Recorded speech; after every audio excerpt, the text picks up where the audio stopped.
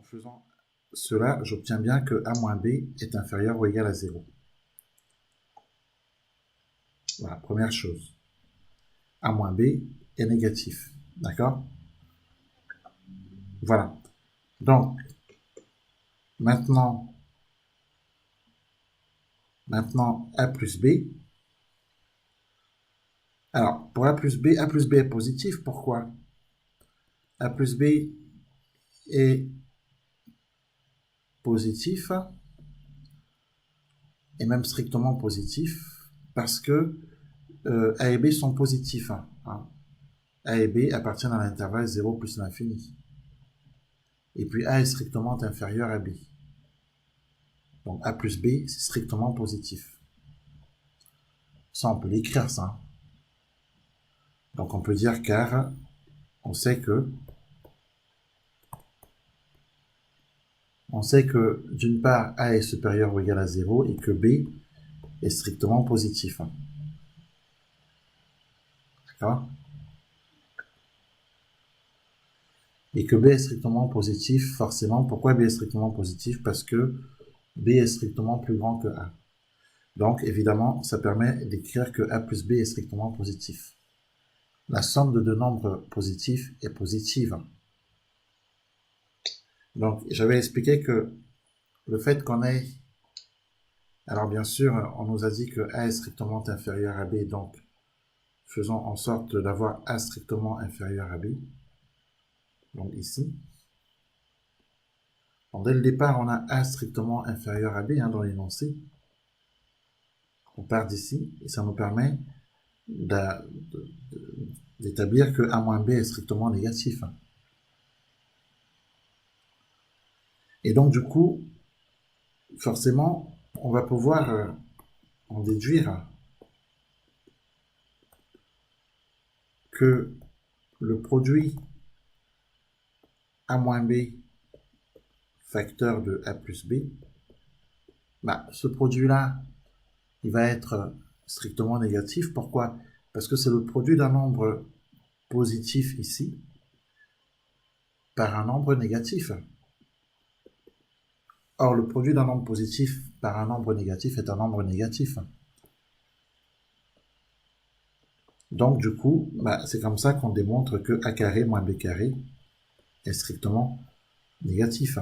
Je rappelle que c'est ce qu'on cherche à démontrer ici, puisque la question elle est posée ici. Hein. On nous dit qu'en factorisant A carré moins B carré, c'est ce qu'on a fait, et en étudiant le signe de chacun des facteurs, c'est ce qu'on a fait. On a étudié le signe de A moins B est négatif, puis on a étudié le signe de A plus B est positif. Il fallait démontrer que A carré moins B carré est strictement négatif, c'est ce qu'on a fait. Ok? Je rappelle que dès le départ, on nous donne deux réels A et B qui appartiennent à l'intervalle 0 plus l'infini tel que A est strictement inférieur à B. Donc autant dire que on a 0 qui est inférieur ou égal à A qui est strictement inférieur à B. Question suivante, on nous demande d'en déduire le sens de variation de la fonction carré sur 0 plus l'infini. Alors, la fonction carré, c'est quoi? La fonction carré, c'est f de x égale x au carré. Bon, f de x égale x au carré, c'est la fonction carré.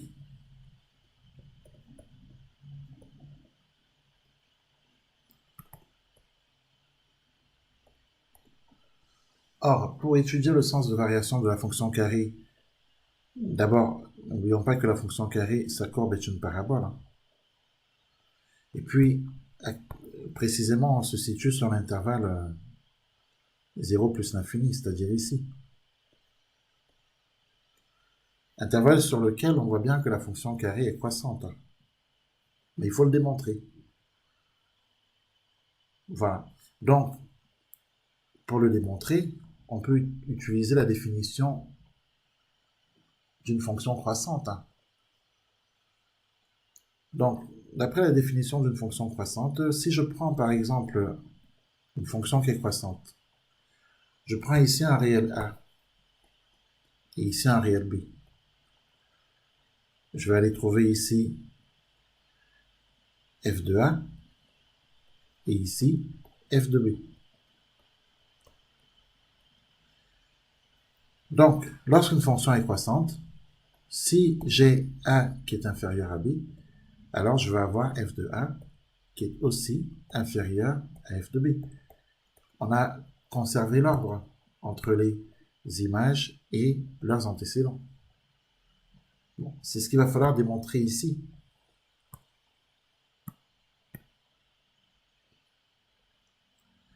Il va falloir démontrer que si on a au départ A qui est strictement inférieur à B, à l'arrivée, on aura f de A qui est strictement inférieur à f de B, ce qui permettra de conclure que la fonction f est une fonction croissante sur l'intervalle 0 plus l'infini.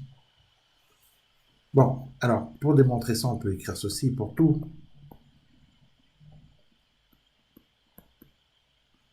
Pour tout réel A et B, dans l'intervalle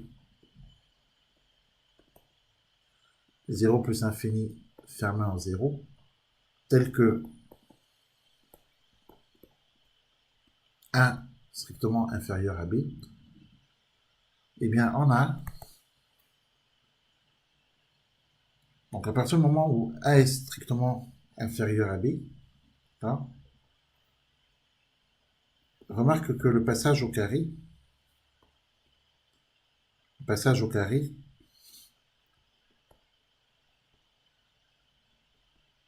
ne pose pas de problème. Pourquoi? Parce que au départ, A est positif, B est positif, donc si on les passe tous les deux au carré, l'ordre est conservé. Or, il se trouve qu'on peut passer au carré. Donc, on a A au carré inférieur à B au carré. Mais A au carré, c'est quoi? A au carré, ce n'est autre que f de A. Car f de x, c'est x au carré. Donc ici, on a f de A.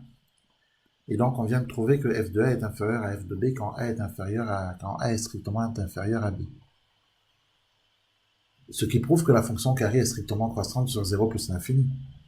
Car on a les conditions de départ qu'on avait dites là. Autrement dit, si au départ on a A qui est inférieur strictement à B, et qu'à l'arrivée on a f de A qui est strictement inférieur à f de B, alors on peut conclure que la fonction f est croissante. Donc ici on pourra conclure que,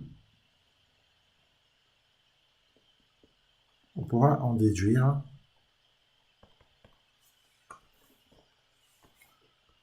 que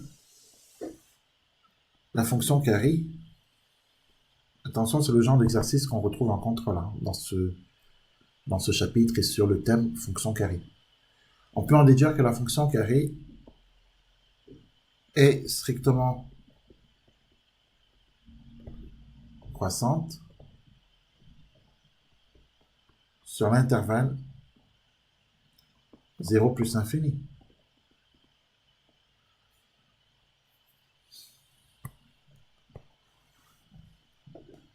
Voilà, après on nous dit ici qu'en utilisant la méthode du 1,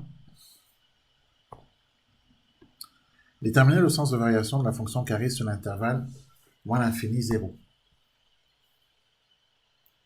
Bon, utiliser la méthode du 1, c'est de penser que alors, soit A et B deux réels,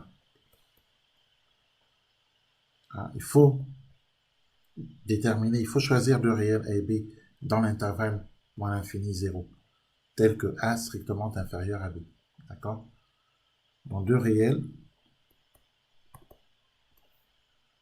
dans l'intervalle moins l'infini 0, tel que A strictement inférieur à B.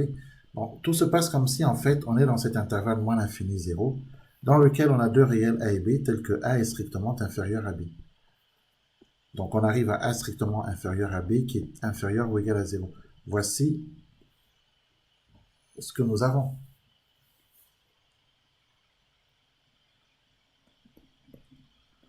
Donc, du coup, A est inférieur à B, inférieur ou égal à 0. C'est de là qu'on parle. Hein. Et ça, c'est important pour nous de noter ça. Alors, du coup, on peut écrire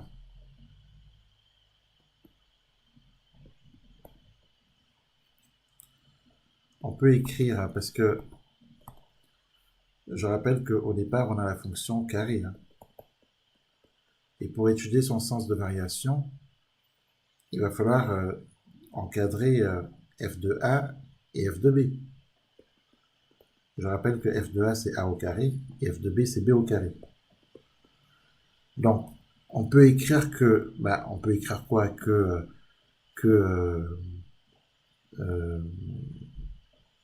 A est inférieur à B, hein, ça c'est clair.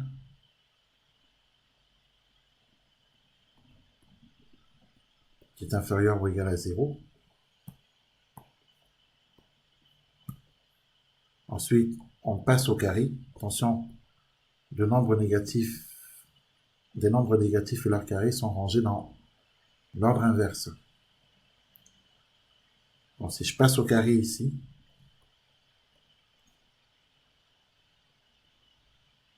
ça veut dire que je retourne ça. Autrement dit, j'ai 0 qui est... Alors, autrement dit, j'ai 0 qui est inférieur ou égal à b au carré, qui est strictement inférieur à a au carré. 0 inférieur ou égal à... Alors, b au carré, c'est f de b, strictement inférieur à f de a, puisque a au carré, c'est f de a. Donc, qu'est-ce qu'on constate? On constate que à partir du moment où a est inférieur strictement à b, f de a est supérieur. On aurait pu continuer ici en écrivant que on a bien du coup f de a qui est supérieur, strictement supérieur à f de b, supérieur ou égal à 0. Donc, on part de a strictement inférieur à b pour arriver à f de a strictement supérieur à f de b. On a une inversion du sens là. On a une inversion du sens qui traduit le fait que la fonction f est strictement décroissante sur l'intervalle moins l'infini 0. Voilà, et bien c'est ce qu'on va écrire. Hein. Donc on va écrire que la fonction f, autrement dit la fonction carré,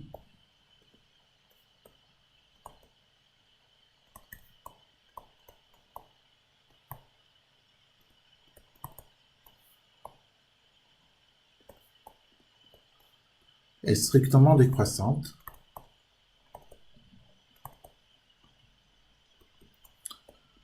sur l'intervalle moins l'infini 0. Hein. Ce qu'il faut penser ici, c'est ce qu'on a marqué en rouge, c'est que la fonction carré change l'ordre sur l'intervalle moins l'infini 0.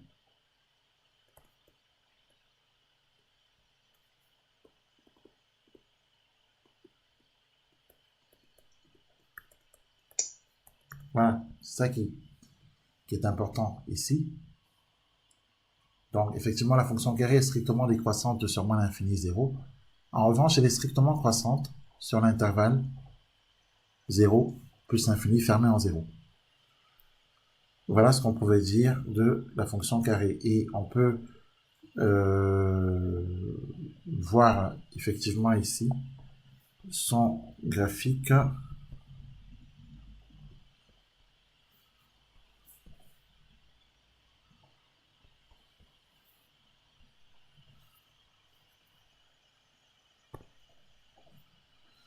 Et bien voici le graphique de la fonction carré.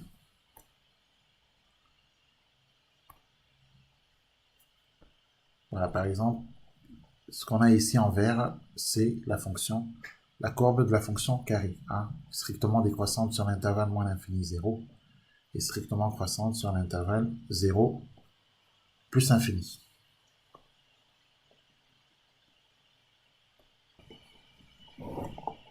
Alors, exercice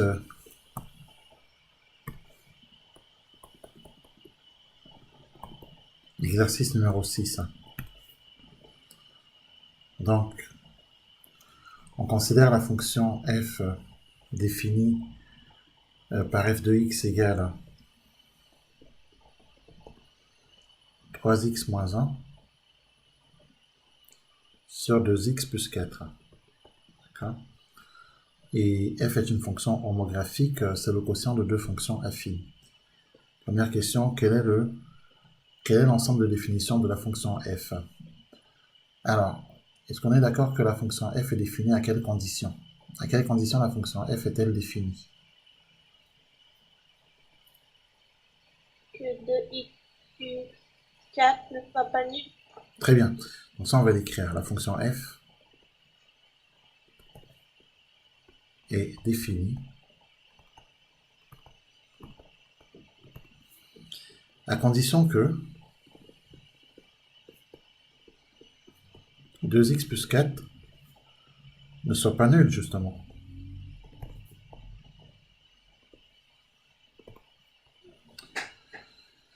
Donc, il nous faut résoudre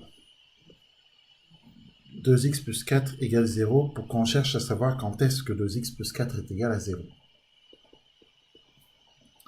Donc, ça nous donne 2x égale moins 4.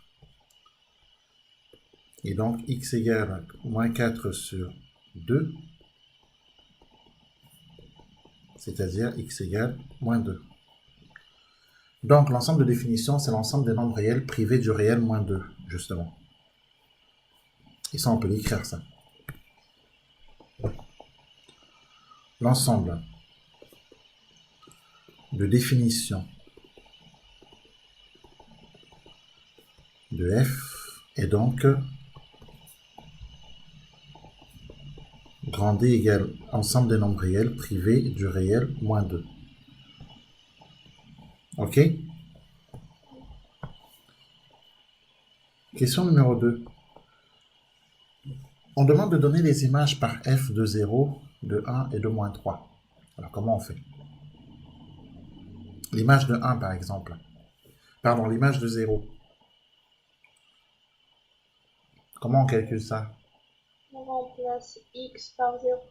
Dans f de x. Donc, en effet, l'image par f de 0 est f de 0. Et f de 0 est égal à quoi? 3 fois 0 moins 1 sur 2 fois 0 plus 4. Tout à fait. Ce qui fait Moins 1 quart. moins 1 quart. Très bien. Donc, effectivement, f de 0 égale moins 1 quart. Ensuite, on doit calculer l'image de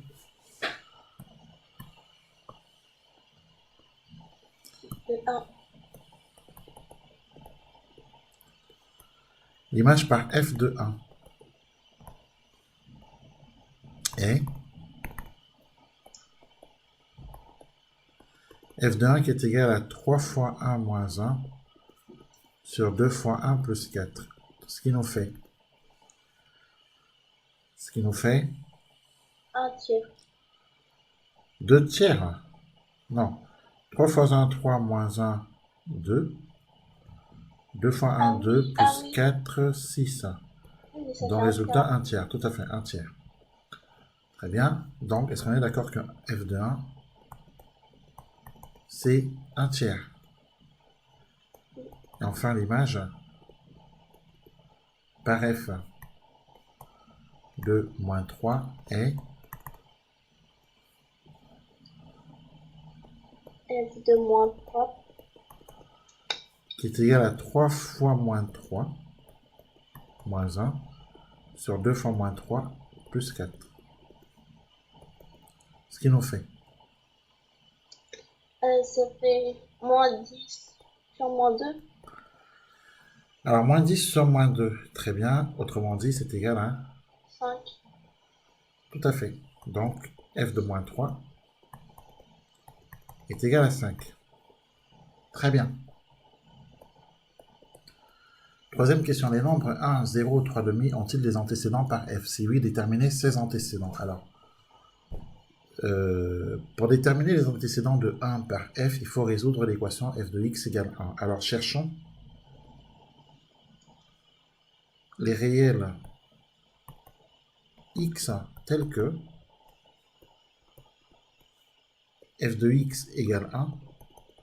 Et par la suite, il faudra chercher les réels x tels que f de x égale 0, puis les réels x tels que f de x égale 3 demi. Donc, on a f de x c'est quoi? F de x c'est 3x moins 1 sur 2x plus 4 égale 1. D'accord? Donc, à l'aide du produit en croix, ça nous donne 3x moins 1 égale 2x plus 4. Et là, on résout une équation. Ce qui nous donne 3x moins 2x égale 4 plus 1.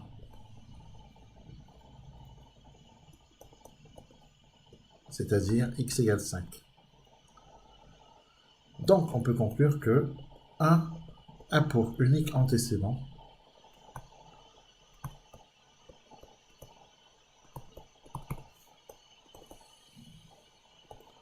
5. D'accord? Pour déterminer les antécédents de 0, il faut résoudre l'équation f de x égale 0. Hein, les antécédents de 0 par f. Donc, cherchons les réels. Cherchons les réels x tels que f de x égale 0.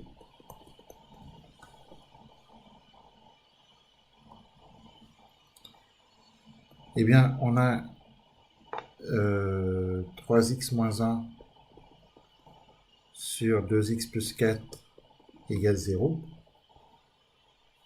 C'est-à-dire 3x moins 1 égale 0. 3x égale 1. Et x égale 1 tiers.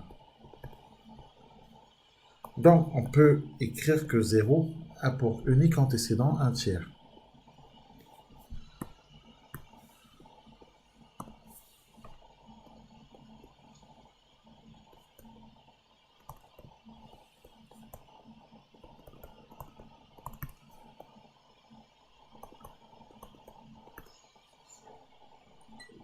OK?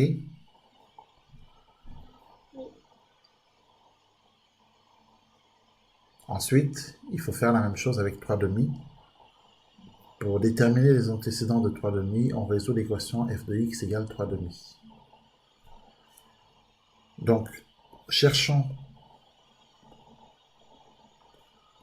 les réels x tels que f de x égale 3 demi. On a... Alors, f de x, c'est quoi? C'est 3x moins 1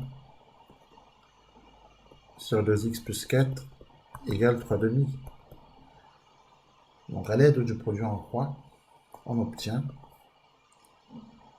3 facteurs de 2x plus 4 égale 2 facteurs de 3x moins 1. On développe. Ça nous donne 6x plus 12 égale 6x moins 2.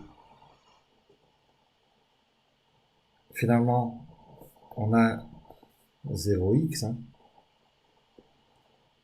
qui est égal à moins 14.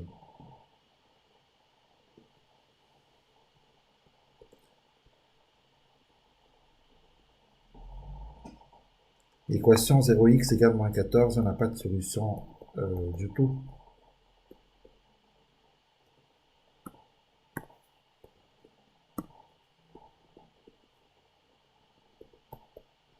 Puisqu'on ne peut pas diviser par 0.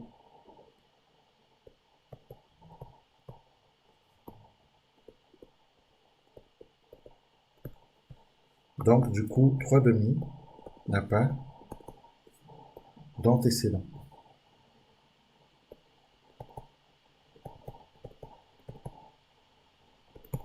Ok. Quatrième question petit a, on demande de justifier que pour tout x appartenant à grand D, donc au domaine de définition de la fonction f, on a f de x qui est égal à moins 3 demi, pardon, à 3 demi, moins 7 sur 2x plus 4. Comment tu traites cette question-là? Comment tu justifies ça?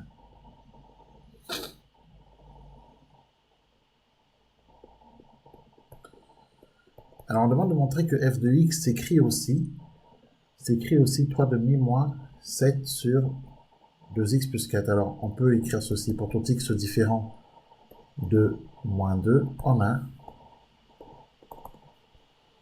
3 demi moins 7 sur 2x plus 4.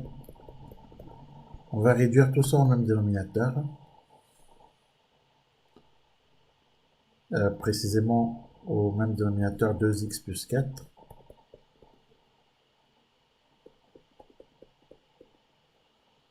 En faisant ceci, ici on va mettre x plus 2, puisque 2 facteurs de x plus 2 c'est bien 2x plus 4.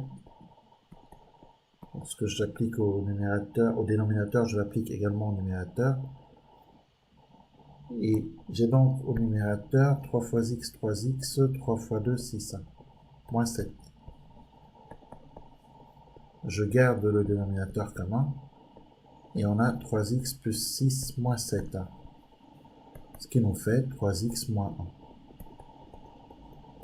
1 sur 2x plus 4. Et ça, c'est f de x, c'est l'expression de f. Ok? Donc c'est démontré.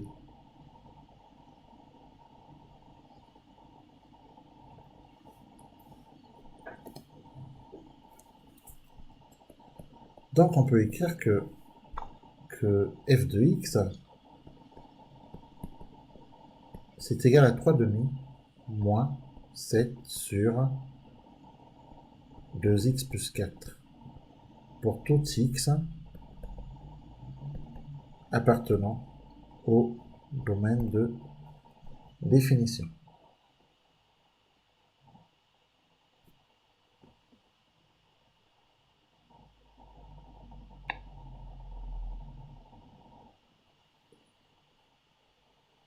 Petit b, on nous demande de préciser la position de la courbe de f par rapport à la droite d'équation y égale 3 demi. Autrement dit, on nous demande laquelle des deux courbes est au-dessus de l'autre. Et sur quel intervalle. Donc, pour pouvoir établir ça, il nous faut étudier le signe de f en fait. Hein. On a besoin d'étudier le signe de f. Alors on peut par exemple, pour étudier le signe de f, partir du fait que, alors pour tout x,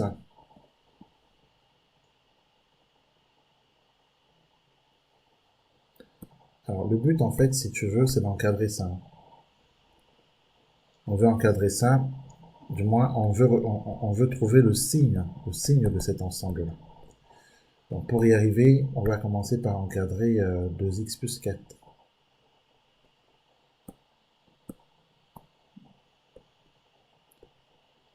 On va commencer par encadrer 2x plus 4, puis ensuite on va encadrer cet ensemble 7 sur 2x plus 4.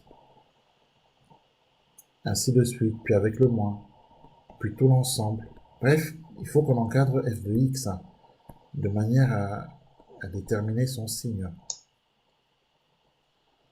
Donc, est-ce qu'on est d'accord que pour tout x strictement supérieur à moins 2, on a x plus 2 qui est strictement positif. C'est vrai parce que si moins 2 passe de l'autre côté, ça fait bien x plus 2, c'est strictement positif.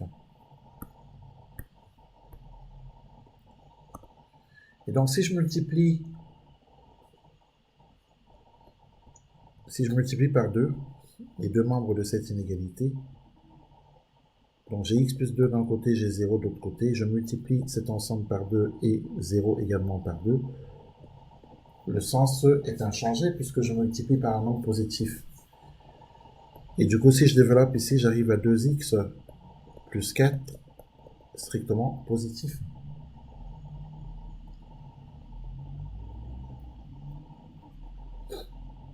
Et comme 7 est un nombre strictement positif, si je divise 7 par 2x plus 4 qui lui-même est strictement positif, j'obtiens un nombre strictement positif.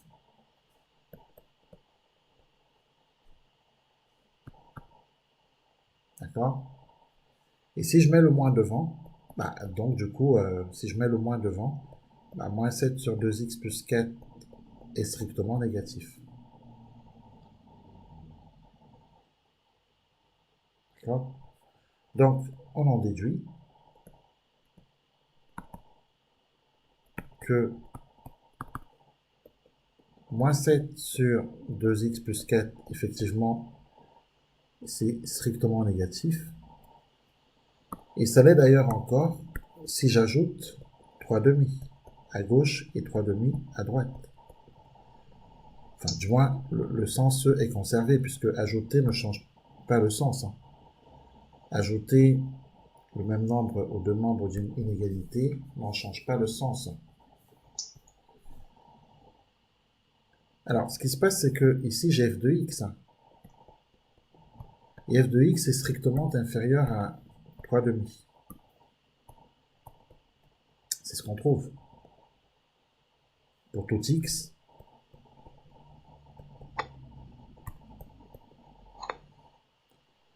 supérieur ou égal à moins 2. Donc, pour tout x supérieur ou égal à moins 2,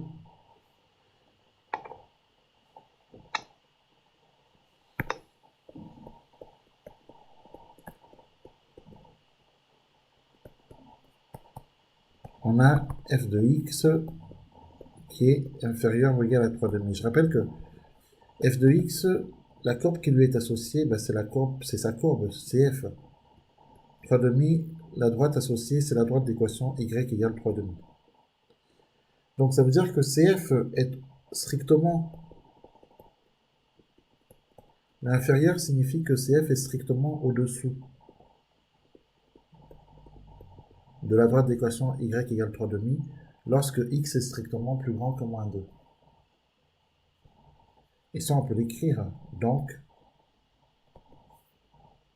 la courbe de f, CF, la courbe de f, se trouve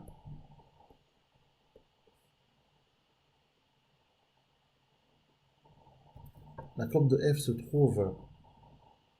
Alors, qu'est-ce qu'on a écrit? On avait quoi exactement?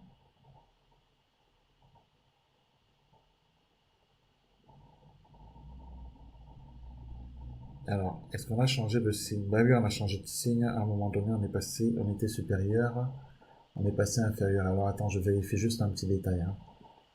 Donc, inférieur, on a ajouté 3 demi, on reste inférieur. Jusque-là, c'est normal. F inférieur à 3 demi. Voilà. Donc, pour x, donc jusque-là, tout va bien. Pour tout x strictement supérieur à moins 2, on a f de x strictement inférieur à 3 demi. Donc la courbe, effectivement, CF se trouve au-dessous, se trouve au-dessous de la droite d'équation y égale 3 demi pour tout x, bien entendu, strictement supérieur à moins 2.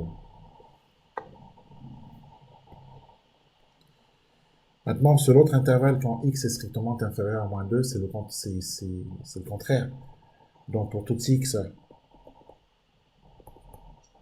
strictement inférieur à moins 2, on a, et là il faut bien le dire, on a x plus 2 qui est strictement négatif, puisque si j'envoie moins 2 de l'autre côté, j'ai bien x plus 2 strictement négatif. Donc, là aussi, on encadre à nouveau f, hein, bien entendu. Donc là aussi, si je multiplie toute cette inégalité par 2, j'obtiens 2 facteurs de x plus 2 inférieur à 2 fois 0. Autrement dit, j'obtiens 2x plus 4 strictement négatif.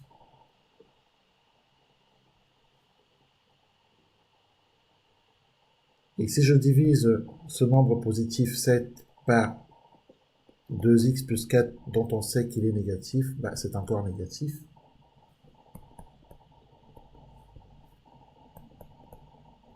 Et si je mets un moins devant, ça redevient positif.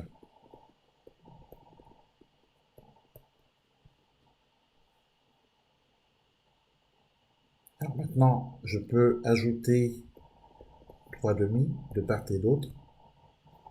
Ajouter un même nombre aux deux membres d'une inégalité n'en change pas le sens. Voilà, sauf que ça, c'est f de x, et f de x est strictement plus grand que 3 demi. Donc, ça signifie quoi? Ça signifie que pour x strictement inférieur à moins 2, bah, on a f de x strictement supérieur à 3 demi. Donc, on peut conclure que la courbe de la fonction f,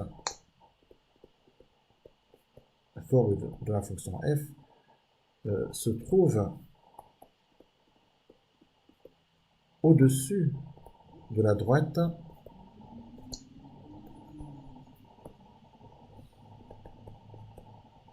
d'équation y égale 3 demi.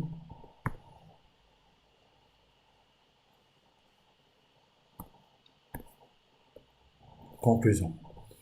Conclusion. CF, donc la courbe de la fonction f, se trouve au-dessus de la droite d'équation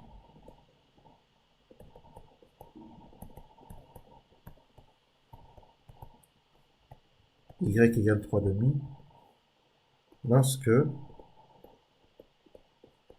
x appartient à l'intervalle moins l'infini moins 2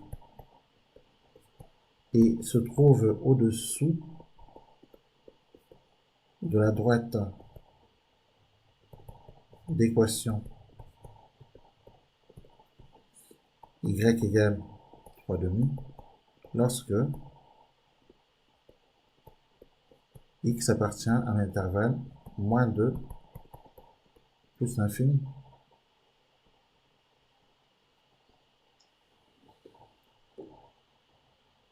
Voilà ce qu'on pouvait dire sur